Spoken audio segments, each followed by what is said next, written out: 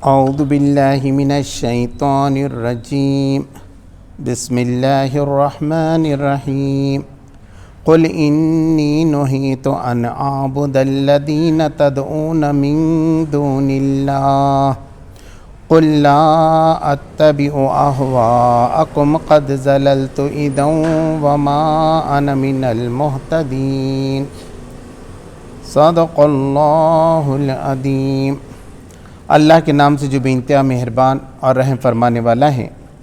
اے نبی صلی اللہ علیہ وسلم، ان سے کہو کہ تم لوگ اللہ کے سوا جن دوسروں کو پکارتے ہو ان کی بندگی کرنے سے مجھے منع کیا گیا ہے۔ کہو میں تمہاری خواہشات کی پیروی نہیں کروں گا، اگر میں نے ایسا کیا تو گمراہ ہو گیا، راہ راست پانے والوں میں سے نہ رہا۔ کہو میں اپنے رب کی طرف سے ایک دلیل روشن پر قائم ہوں اور تم نے اسے جھٹلا دیا ہے۔ اب میری اختیار میں وہ چیز ہے نہیں جس کے لیے تم جلدی مچا رہے ہو۔ فیصلے کا سارا اختیار اللہ کو ہے، وہی امر حق بیان کرتا ہے اور وہی بہترین فیصلہ کرنے والا ہے۔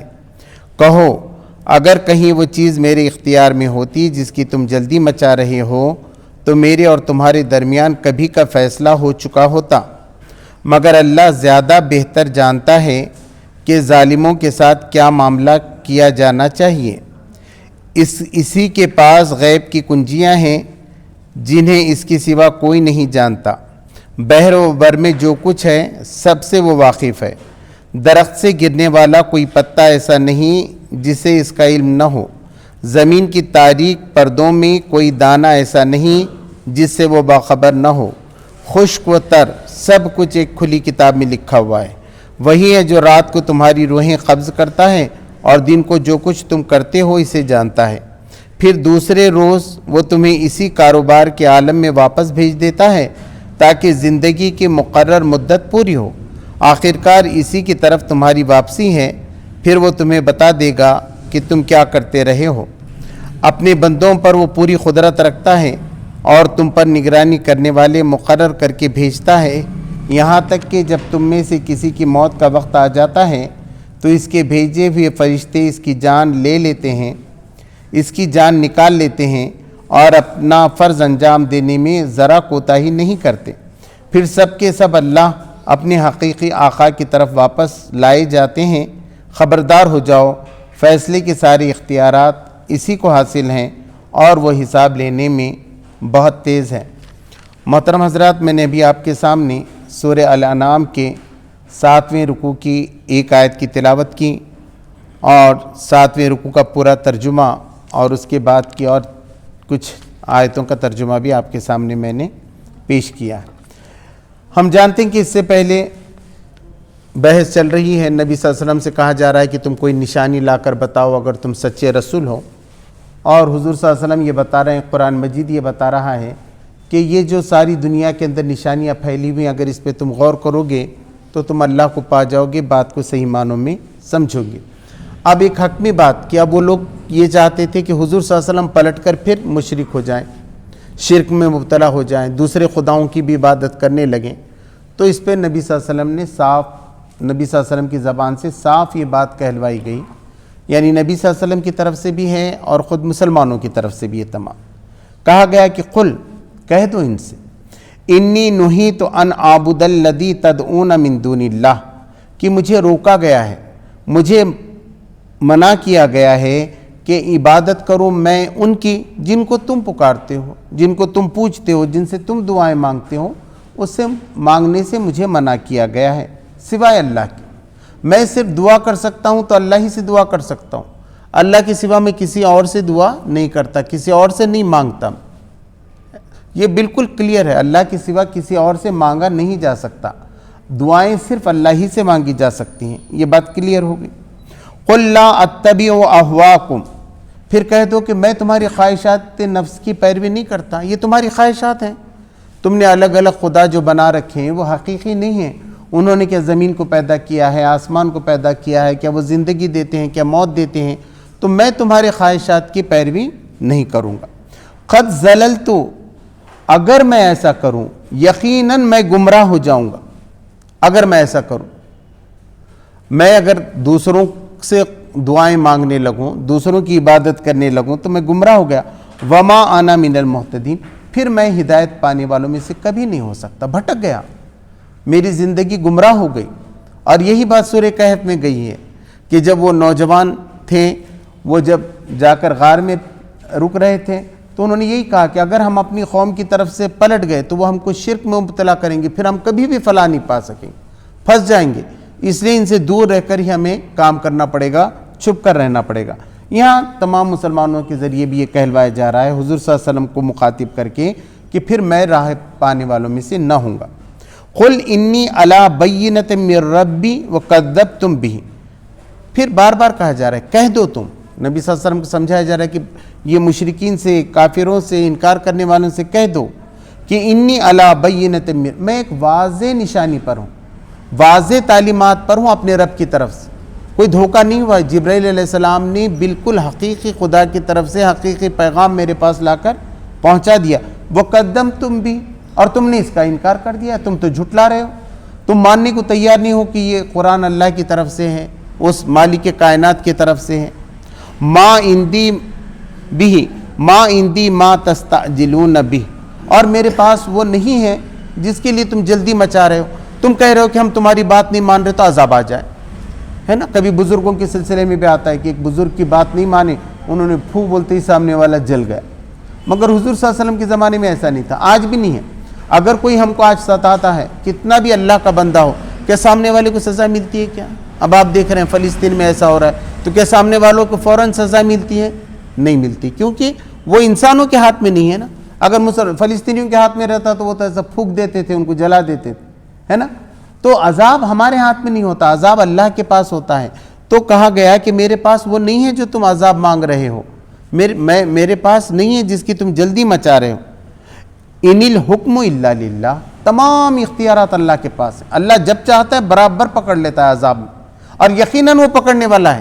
یہ اصولی بات ہے کہ جو بھی گناہ کرے گا، جو بھی کرم کرے گا، اس کو جو ہے وہ دیکھ لے گا، وہ اس کا کرم اس کے سامنے آ جائے گا، اس کے اعمال اس کے سامنے آ جائیں گے۔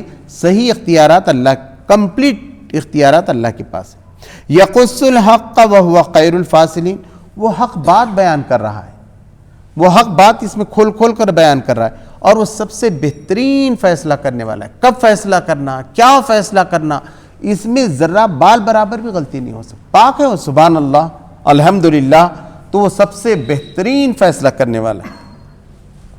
قل لو ان عندی ما تستعجلون به لقضی الامر بینی و بینکم، کہہ دو اگر بے شک میرے پاس ہوتا جس کی تم جلدی مچا رہے ہو تو فیصلہ چکا دیا جاتا، میں تب بھی لا لیتا تھا عذاب، فیصلہ ہی کر دیتا تھا، دیکھو تم نہیں بول رہے نا، میں تب بھی ختم کر سکتا ہوں، ایسا ہو سکتا تھا۔ تو میرے اور تمہارے درمیان فیصلہ ہو چکا ہوتا، اتنی دیر کی ضرورت ہی نہیں تھی، سال جا رہا ہے، 2 سال جا رہا ہے، چونکہ فیصلے کی اختیار اللہ کے پاس ہے، اللہ جب چاہتا ہے اپنی روشنی کو پھیلاتا ہے۔ واللہ عالم بالظالمین، اور اللہ تبارک و تعالیٰ بہت بہترین جانتا ہے ظالموں کو، گن گن کے رکھا ہے، قرآن میں دوسری جگہ رکھا ہے، ہم نے ان کو گن گن کے رکھا ہے، اور جہنم میں ایسا مزہ چکھائیں گے ان کو کہ وہ چیختے اور چلاتے رہیں گے، وہاں کوئی رحم اور کرم کا معاملہ ہونے والا نہیں ہے، اور نہ کوئی ان کا عذاب ہلکا ہونے والا ہے۔ اب بتایا گیا وَإِنْدَهُ مَفَاتِحُ الْغَيْبِ لَا يَعْلَمُهَا إِلَّا هُوَ، کہ جتنے غیب کے خزانے ہیں اس کی چابیاں اللہ تبارک و تعالیٰ کے پاس ہیں، اس کے سوا کوئی بھی نہیں جانتا، کسی کو بھی نہیں معلوم۔ ایک فرشتے کو معلوم ہے، دوسرے کو نہیں ہے، ہر چیز ہر ایک کو نہیں معلوم ہے، اللہ تبارک و تعالیٰ کو ہر چیز معلوم ہے۔ ابھی پانی کے خزانے، اللہ چاہے تو اب بھی بادل سے برسات اتار دے، پانی بھی خزانہ ہے، ہوا دے دے تم کو، زمین سے اچھی روزی تمہارے لیے اگائے، جو چیز بھی دنیا کے اندر ہے وہ سب کی چابیاں بہرحال اللہ تبارک و تعالیٰ کی سوائیں۔ کوئی یہ نہیں کہہ سکتا کہ اللہ نے مجھے اس کو اتھارٹی دی ہے، اب سونا میرے قبضے میں ہے، چاندی میرے قبضے میں ہے، یہ سبزی میرے قبضے میں، نہیں کہہ سکتا۔ یہ ساروں کا علم اللہ تبارک و تعالیٰ کے پاس ہے۔ وَيَعْلَمُ مَا فِي الْبَرِّ وَالْبَحْرِ، اور وہ جانتا ہے جو کچھ سمندروں میں ہے اور جو کچھ زمین میں ہے۔ زمین کے خزانوں سے بھی واقف ہے، سمندر کے خزانے سے بھی واقف ہے۔ اب سمندر میں دیکھیے کیسی مچھلیاں ہیں، مونگے ہیں، موتیاں ہیں، اور نہ جانے کیا کیا ہیں، کتنے خزانے ہیں ابھی جو سمندر سے نکل رہے ہیں اور نکالے جائیں گے۔ تو لیکن اللہ کو سب جگہ کا علم ہے، جیسا زمین کا ہے ویسا پانی سمندر کا بھی ہے. سمندر 3 حصے ہیں، زمین صرف ایک حصہ ہے. تو یہ جو ہے ساروں کے خزانے وہ جانتا ہے. وما تسقط من ورقۃ الا یعلمها، اور کوئی پتا نہیں گرتا مگر اس کا علم بھی اس کو ہوتا ہے. یہ کیسا ہوگا، اس کا کیسا. اللہ نے کہا بڑی بڑی باتیں جو تمہارے دل میں ہیں، جو گناہ تم نے کیے ہیں، جو کام تم نے کیے ہیں، اس کی لسٹ تو بہت اچھی ہے، لیکن ایک معمولی درخت سے ایک معمولی پتا گرتا ہے، ببول کا باریک سا پتا گر گیا، وہ بھی اللہ تبارک و تعالیٰ کے علم میں ہے. ایک ریکارڈ ہو رہا ہے وہ کہ کون سا پتا. یہ دنیا ایسی نہیں الٹپ نہیں بنائی گئی، یہاں ہر چینٹی بھی پیدا ہو رہی ہے اس کا بھی ریکارڈ، وہ کیا کر رہی ہے اس کا بھی ہے. پتوں کا تک بتائیے، معمولی پتا ہے اللہ تبارک و تعالیٰ بتا رہا ہے، وہ بھی اللہ کے علم کے بغیر نہیں گر سکتا.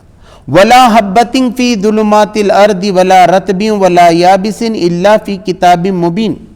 اور کوئی دانہ، اب ہم نے چنا پیر دیے، اس سے پہلے سویابین پیرے، اب وہ زمین میں چلا گیا. کوئی دانہ فی ظلمات الارض، زمین کے اندھیروں میں ہو. اب اندھیرے میں چلے جاتے ہیں، وہاں کوئی لائٹ تو نہیں ہے، زمین اندھیرے میں بو کے آ گیا، کسان بو کر آ گیا اور دانہ پڑ گیا زمین میں. ولا رطب ولا یابس، چاہے وہ گیلا ہو کہ سوکھا ہو، اس کو پانی لگ رہا ہے کہ نہیں، پانی تو دے دیا کسان نے، معلوم نہیں وہ دانے تک پانی پہنچا کہ نہیں پہنچا، وہ سوکھا رہ گیا گیلا رہ گیا. یہ پورا ریکارڈ اللہ تبارک و تعالیٰ کے پاس. الا فی کتاب مبین، ایک کھلی کتاب میں سب لکھا ہوا ہے. کتاب میں لکھا ہوا ہے کہ وہ دانے کو پانی نہیں ملا ہے، یہ دانے کو اتنا پانی ملا ہے، اب اس کی اتنی فصل آئے گی، اس کی اتنی فصل آنی ہے، کس کو اگنا ہے کس کو نہیں. اور اللہ کو جس دانے کو پانی پہنچانے کا اللہ پہنچا کے رہتا ہے کسی بھی طرح سے. آپ نے دیکھا تو اللہ تبارک تعالیٰ نے بتایا کہ سارا علم ہے، اس کو حقیقت کو سمجھو. اللہ کون ہے، کس کی عبادت کرنے کے لیے تم سے کہا جا رہا ہے، کس کے لیے تم نماز پڑھتے ہو، کس کی حمد کرتے ہو، کس کی ثنا کرتے ہو، اس کی خوبیاں یہ ہیں. وَهُوَ الَّذِي يَتَوَفَّاكُمْ بِاللَّيْلِ، وہی تو ہے جو رات میں تم کو موت دیتا ہے، نیند دیتا ہے. اب سو گئے تو پتہ ہی نہیں کہاں چلے گئے. پتہ چلتا ہے کسی کو معلوم ہے نیند میں، وہ بولتے ہیں میرے کو نیند لگی تھی، 2 گھنٹے میں کیا ہوا اس کو کچھ نہیں معلوم، مگر 2 گھنٹے کی نیند تھی اس کی. 6 گھنٹے اٹھ، 6 گھنٹے تک پوری دنیا میں کیا ہو رہا ہے اس سے بے خبر ہے، وہ مردے کے جیسا ہے. موت کہہ رہا ہے اللہ تبارک تعالیٰ اس کو کہ ہم پورا لے لیتے ہیں اس کو. وَهُوَ الَّذِي يَتَوَفَّاكُمْ بِاللَّيْلِ، ہم تم کو پورا وصول کرتے ہیں، تم کو موت دیتے ہیں رات میں. وَيَعْلَمُ مَا جَرَحْتُمْ بِالنَّهَارِ، اور ہم جانتے ہیں کہ تم نے کیا کمائی کی ہے، کتنے نیک کام کیے، صدقہ کیا، خیرات کی، کسی کے ساتھ اچھی بات کی، کسی کے ساتھ برائی کی. پورا ریکارڈ جو تم نے صبح سے لے کے مغرب تک کی، اب تک اب سونے کو جا رہے ہو، اللہ کے پاس پورا ریکارڈ ہو گیا. آپ نے رکھے نہیں رکھے، اب تو بہت حصہ تو ہمارا موبائل بھی رکھتا ہے، مگر اللہ کے پاس بھی کمپلیٹ ہے. ایک سیکنڈ کا آپ کا حساب، ہر ایک کا، ایسا کوئی چھٹ کے بھاگ نہیں سکتا. ثُمَّ يَبْعَثُكُمْ فِيهِ لِيُقْضَىٰ أَجْلٌ مُّسَمًّى، پھر وہ اسی میں تم کو دوسرے دن لوٹا دیتا ہے. صبح میں اٹھتے ہو، پھر ایک نئی زندگی، ایک دن یعنی ایک زندگی، سال کی 365 زندگیاں اللہ تبارک تعالیٰ دیتا ہے. اٹھ گئے پھر نئی زندگی شروع ہو گئی، ایک نیا معاملہ ہے، جو چاہے آپ کرو، تاکہ تم اپنی زندگی کی مدت پوری کرو. عمر ہے 68 سال، ابھی 2 سال باقی رہ گئے سمجھو کسی کی، تو ابھی 2 سال باقی ہیں اس کے پاس، اتنے اللہ تبارک تعالیٰ اٹھانے والا سلانے والا. اب معلوم نہیں موت کب آنے والی، 75 سال میں آتی، 65 سال میں آتی، 55 سال میں آتی ہے، جس دن بھی آئے گی ختم، 1 سیکنڈ اس سے آگے پیچھے نہیں، وہ بھی آگے آ رہا ہے. ثُمَّ إِلَيْهِ مَرْجِعُكُمْ ثُمَّ يُنَبِّئُكُمْ بِمَا كُنْتُمْ تَعْمَلُونَ، پھر تمہیں اسی کی طرف لوٹ کر جانا ہے، پھر وہ تمہیں بتا دے گا کہ تم کیا عمل کر کے آئے، کہیں اور نہیں جانا ہے. کوئی بھی دھرم کا، کوئی بھی ذاتی کا، کوئی بھی جانور ہو، پرندہ ہو، انسان ہو، مر کے اس کو لوٹنا ہے اللہ کے پاس. اللہ کے سوا کوئی دوسری جگہ ہے ہی نہیں. کہاں جانا، وہیں تو خزانہ جمع کر رہے ہیں، پھر ہم کیوں عبادت کر رہے ہیں؟ ہم سبحان اللہ الحمدللہ اس کے احکام مان رہے ہیں، تو یہ سب ہمارا بینک بیلنس وہاں جمع ہو رہا ہے، ہماری نیکیاں. تو مرنا ضروری ہے، مریں گے نہیں تو نیکی کیسے دیکھیں گے؟ یہاں کے نمازوں کا فائدہ معلوم ہوگا ہم کو، یہاں کہ نمازوں کا دنیا میں تو ایک اثر پڑتا ہے، برکت ہوگی، لیکن اس کا اصل فائدہ ہے مرنے کے بعد. قرآن پڑھنے کا اصل فائدہ ہے مرنے کے بعد، کہ اللہ کہے گا کیا میری کتاب پڑھتا تھا، کیا سمجھتا تھا، لے آج یہ جنت ہے تیرے. اور نہیں پڑھا تو پوچھو گی، بہرحال جانا تو اللہ تبارک و تعالیٰ کے پاس ہے، جو کچھ بھی تم کرم کر کے آؤ گے، اعمال کرو گے، وہ تمہیں بتا دے گا۔ وَهُوَ الْقَاهِرُ فَوْقَ عِبَادِهِ، وہ پورے اختیار رکھتا ہے اپنے بندوں پر، ہر ایک پہ نگاہ ہے، ایسا نہیں کہ مسلمان پہ ہے خالی، مسلم غیر مسلم، بچہ چھوٹا بڑا سب اپنے بندوں پر۔ وَيُرْسِلُ عَلَيْكُمْ حَفْظًا، اور ان پہ نگراں بھیجتا ہے، ہمیشہ حفاظت ہوتی ہے۔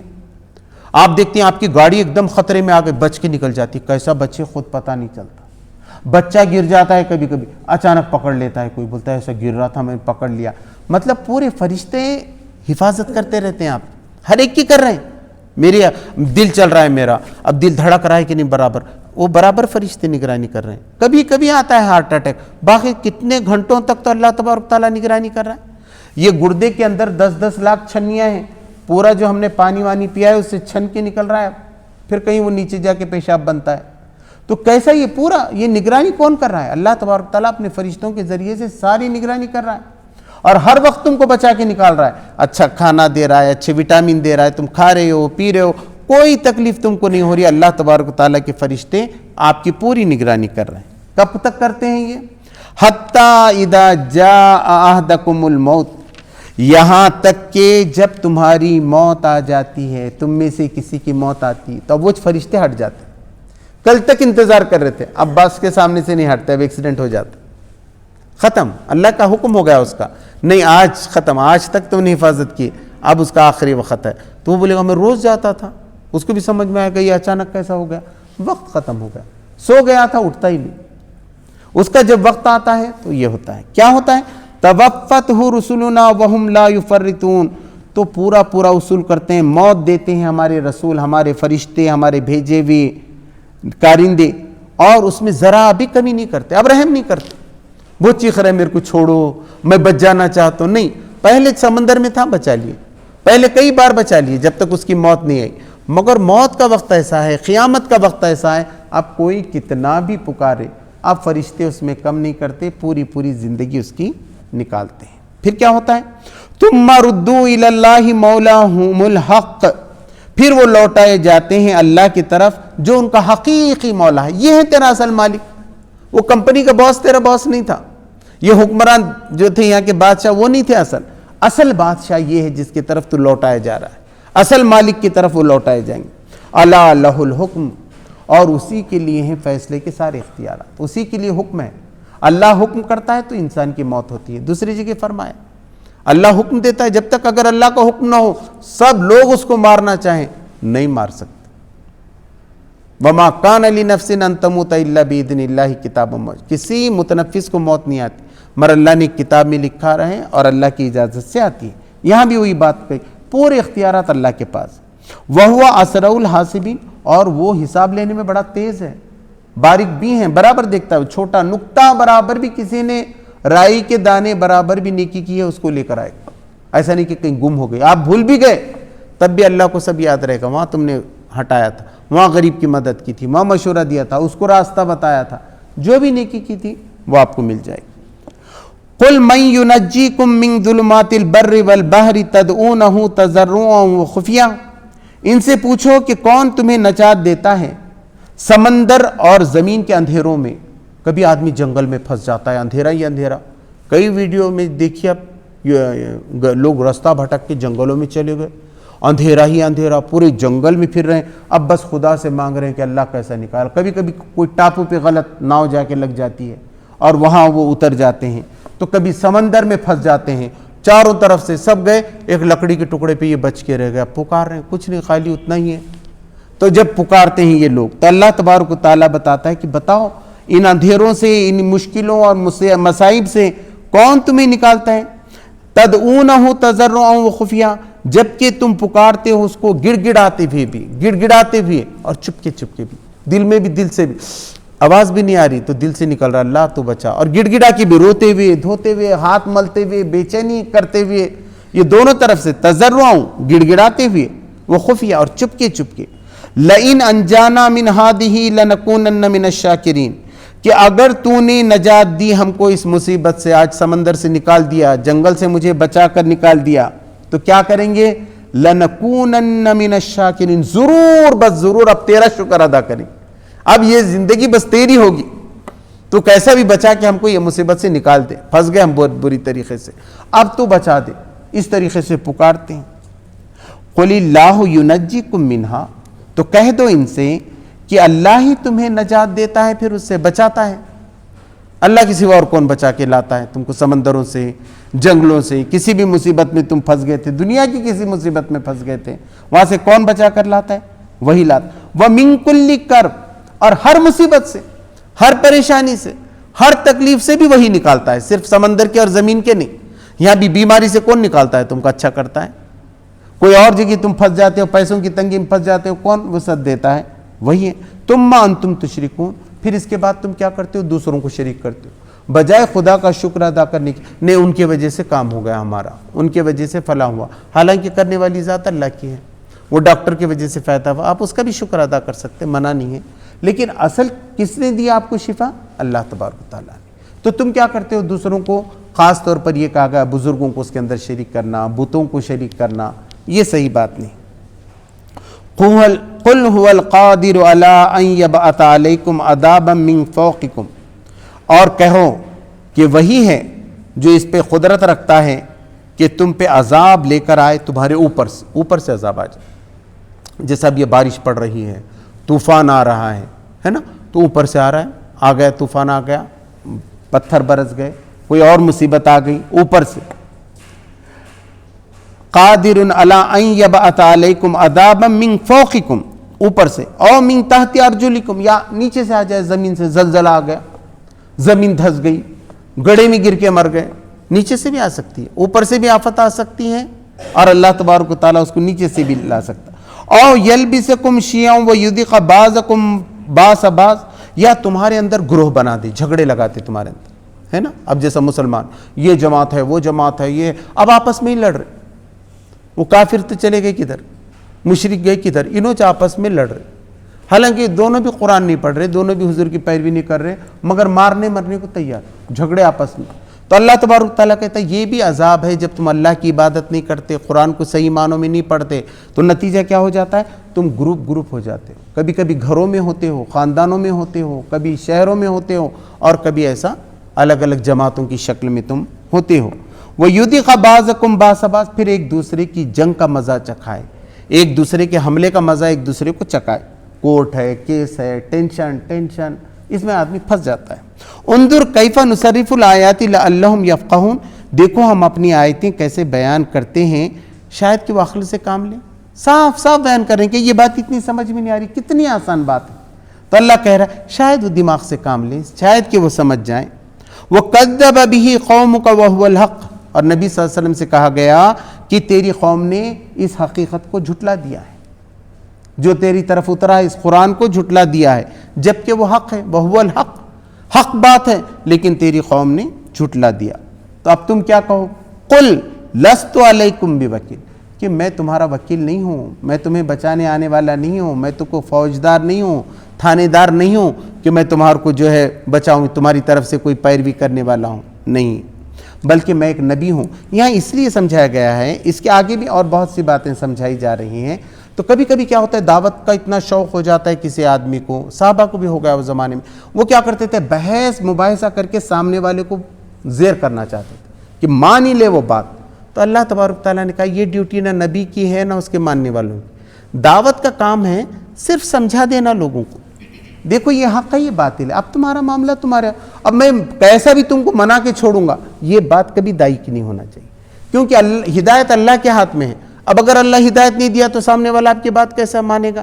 آپ کا کام ہے اس کو کتاب دو، قرآن دو، سیرت کی کتاب دو، اچھی گفتگو کرو، درس دو، تقریر کرو، جمعہ کا خطبہ دو، جب بھی بیٹھو اس کے سامنے تذکیر کرو، اس کو سمجھاؤ، تمہارے ذمہ صرف سمجھا دینے کی ذمہ داری ہے، تم وکیل نہیں ہو، تم تھانے دار نہیں ہو کہ نہیں نماز کیسا نہیں پڑھتا میں دیکھتا ہوں، ڈنڈا لے کے بیٹھا ہوں، نماز نہیں پڑھے تمہاری پیٹ توڑ دیتا ہوں، تم کو گھر میں کھانا ہی نہیں دیتا، غلط بات، دینے والا خدا ہے، آپ کا کام صرف سمجھا دینا ہے، اس سے تو نفرت بڑھ جائے گی بات۔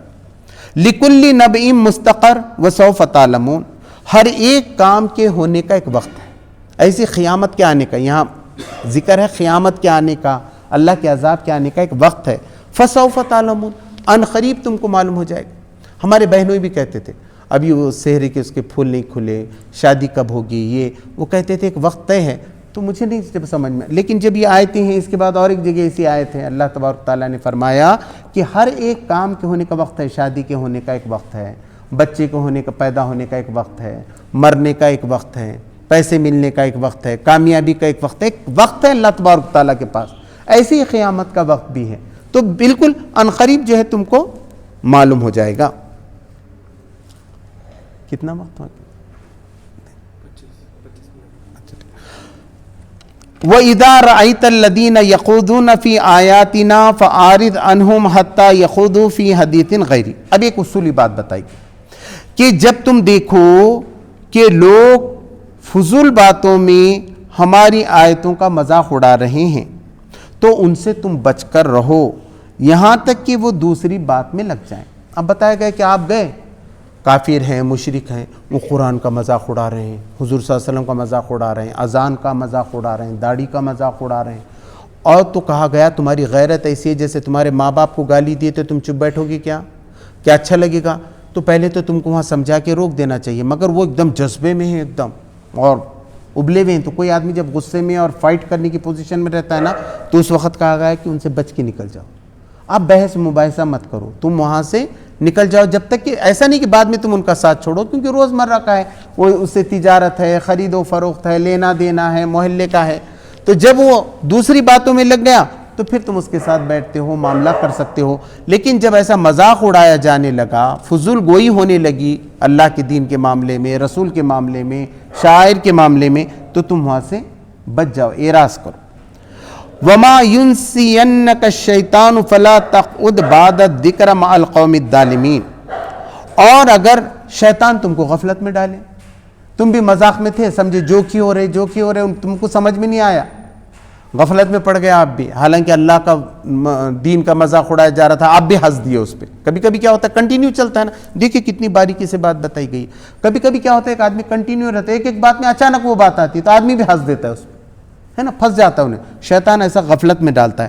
تو کہا کہ اگر شیطان تم کو کبھی ایسی غفلت میں ڈالے تو تم نہ بیٹھو جب تم کو یاد آ جائے. ظالموں کے ساتھ، مع القوم الظالمین، یہ ظالم قوم ہے تو وہ ظالم قوم کے ساتھ نہ بیٹھو. کب؟ جب تمہیں یاد آ جائے. بعد الذکر، تم کو یاد آ جانے کے بعد. یاد آنے کے بعد بیٹھنا بہت بڑا گناہ ہے، پھر تم بھی گناہ میں شریک ہیں. اب تک نہیں تھے، بھولے سے بیٹھے ہوئے تھے، تم اٹھ گئے بھی تو تم گناہ میں شامل نہیں ہیں. وَمَا عَلَى الَّذِينَ يَتَّقُونَ مِنْ حِسَابِهِمْ مِنْ شَيْءٍ. اور جو لوگ اللہ کا تقوی اختیار کرتے ہیں تو وہ گنہگاروں کے حساب میں سے ان کے ذمے کوئی شے نہیں ہے. اگر انہوں نے مذاق اڑایا تو یہ گنہگار نہیں ہو جائیں گے. یہ تو اللہ سے ڈرنے والے لوگ ہیں. اس نے اڑایا، اس کی ذمہ داری نہیں آ سکتی. اس لیے جو کفر کر رہا ہے، شرک کر رہا ہے، قرآن نہیں پڑھ رہا ہے، نماز نہیں پڑھ رہا ہے، تو اس کا کچھ بھی آپ کو نہیں ہونے والا. اب ساری دنیا قرآن نہیں پڑھی تو مجھے پکڑے گا کہ اللہ نہیں پکڑتا؟ آپ کو پکڑے گا کہ نہیں پکڑے گا؟ تو جو نہیں کرے گا وہ پکڑا جانے والا ہے. تو کہا گیا کہ جب تم کو یاد آ جائے تو تم وہاں سے جو ہے ہٹ جاؤ. اور اگر تم متقی اور پرہیزگار ہو تو ان کا کوئی حساب تمہارے ذمے نہیں ہے. وَلَٰكِنْ ذِكْرَ لَعَلَّهُمْ يَتَّقُونَ. لیکن ان کو ذکر ہی کرنا، یاد دہانی کرانا، ان کو اچھی باتیں سمجھاتے جانا تمہارے ذمے یہ ہے. کتنی بار بھی وہ مذاق اڑاؤ، لیکن بعد میں جا کے جب وہ نرم بیٹھیں، اچھے ماحول میں ہوں، پھر ان کو اللہ کی طرف دعوت دو، قرآن کی دعوت دو، رسول صلی اللہ علیہ وسلم کی باتوں کی طرف دعوت دو. شاید کہ وہ پرہیزگار بن جائیں، شاید کہ ایمان لائیں، شاید کہ وہ اللہ کی طرف ڈرنے والے ہوں. وَذَرِ الَّذِينَ اتَّخَذُوا دِينَهُمْ لَعِبًا وَلَهْوًا وَغَرَّتْهُمُ الْحَيَاةُ الدُّنْيَا. اور کیا کرو تم، اور ان لوگوں کو چھوڑ دو جو نہیں ماننا چاہتے. جب تم کو سمجھ میں آیا، سمجھا کہ نہیں پڑھتا بھائی قرآن، 1000 وقت 5 سال سے بول رہا ہوں نہیں پڑھا، تو اب یہاں وقت ویسٹ کرنے سے اللہ میاں نے بولا منع، اب روک دیا. اب ان کے پیچھے نہیں، نئے لوگوں کے پیچھے جاؤ. تم جو ڈرنے والے ان کے پر، ان کو لے کے گھولتے کب تک بیٹھنے والے؟ یہ کبھی ماننے والے نہیں ہیں، یہ کبھی اللہ کا ذکر کرنے والے نہیں ہیں، یاد دہانی اختیار کرنے والے نہیں ہیں. تو اب ان پہ اپنا ویسٹ مت کرو ٹائم. تو کس کے لیے؟ جنہوں نے اپنے کھیل کو، اپنے دین کو کھیل اور تماشا بنا لیا ہے اور دنیا کی زندگی نے ان کو غفلت میں ڈال دیا ہے. وَغَرَّتْهُمُ الْحَيَاةُ الدُّنْيَا، دھوکے میں ڈال دیا ہے ان کی دنیا کی زندگی نے. وہ کمانے میں چھے، ارے کہاں فرصت ہے صاحب، صبح میں گئے کہ وہاں کام لگا رہے ہیں، بہت ڈیوٹی، اب ٹیچر ہیں ہم، پھر ہم کو جو ہے دوسری طرف بھیج رہے، تیسرے. اب کہاں نہ قرآن پڑھنا ہو رہا، نہ نماز پڑھنا ہو رہا، نہ روزے رکھنا ہو رہا، نہ زکوٰۃ، کچھ نہیں. دین کا کام تو گیا کدھر. اور جو بنیادی فرائض ہیں وہ بھی ہم سے نہیں ہو رہی ہیں. اور کافر بھی ہیں تو وہ بھی بول رہے نہیں صاحب کھانے پینے کپڑے و کہاں اللہ لگائے تم نے رسول لگائے، نعوذ باللہ من ذالک. وہ اس پہ سنجیدہ غور کرنے کے لیے تیار نہیں ہیں. وَذَكِّرْ بِهِ، اور اس کے ذریعے، اس قرآن کے ذریعے سے تم یاد دہانی کرو. ان تبصل نفس بما کسبت، کہ کوئی نفس بھی اپنے اعمال کے نتیجے میں پکڑی نہ جائے. پکڑ ہونے والی ہے، دوزخ میں جانا پڑنے والا ہے. ہماری خواہش کیا ہو؟ بس یہ جہنم میں نہ جائے. تڑپ ہو ہم کو. جو بھی خدا کی عبادت نہیں کرے گا، اس کی رضا نہیں چاہے گا، تو اس کا ٹھکانہ کیا ہے؟ جہنم ہے. تو کوئی بھی نفس جو ہے اپنے کرموں کے نتیجے میں پکڑی نہ جائے، اس لیے تم قرآن کے ذریعے سے ان کو یاد دلاؤ. لیس لہا من دون اللہ ولی ولا شفیع، اور اللہ کے سوا اس کا کوئی بھی سرپرست ہے نہ سفارش، اس کی کوئی سرپرستی کرنے والا نہیں. وَإِن تَعْدِلْ كُلَّ عَدْلٍ لَا يُؤْخَذَ مِنْهَا، اور اگر کوئی دینا چاہے اس کے بدلے میں فدیہ، کہ بھئی اس کے پاس ڈھیروں سونا ہو، چاندی ہو، تو وہ چاہے گا میرے بچے کو لے لو، میری بیوی کو لے لو، میرے ماں باپ کو لے لو، ہے نا. یفر المرء من اخیہ وابیہ وامہ، تو وہ سب چاہے گا کہ آج بچ جانا. وہ بچے کو بولے گا کیا فائدہ، میں نے تیرے کو بڑا ہوا، میرے بجائے تو جا جہنم. بچہ باپ کو کہے گا میرے جگہ پہ تم جاؤ ابا، ہے نا. تو اللہ تبارک تعالیٰ نے بولا کوئی بھی بدلہ قبول نہیں کیا جائے گا، نہ انسانوں کا بدلہ قبول کیا جائے گا، نہ خزانوں کا کیا جائے گا. اولئک الذین ابسلوا بما کسبوا، وہ سب لوگ جو ہے پکڑے جائیں گے جو عمل انہوں نے کیا ہے، اس کی جگہ پہ ان کی پکڑ ہوگی. لہم شراب من حمیم، اور ان کی ضیافت ہوگی کھولتے ہوئے پانی سے. وعذاب علیم بما کانوا یکفرون، اور ان کے لیے دردناک عذاب ہے جو انکار وہ کرتے ہیں، جو وہ کفر کرتے ہیں. اس طرح الحمدللہ آج ہمارا 7واں اور 8واں دونوں رکوع مکمل ہوئے ہیں. اللہ تبارک تعالیٰ سے دعا ہے کہ ان کو اور اس پہ غور کر کے ہمیں عمل کرنے کی توفیق عطا فرمائے. ربنا آتنا فی الدنیا حسنۃ وفی الآخرۃ حسنۃ وقنا عذاب النار. سبحان ربک رب العزۃ عما یصفون، السلام علی المرسلین والحمد للہ.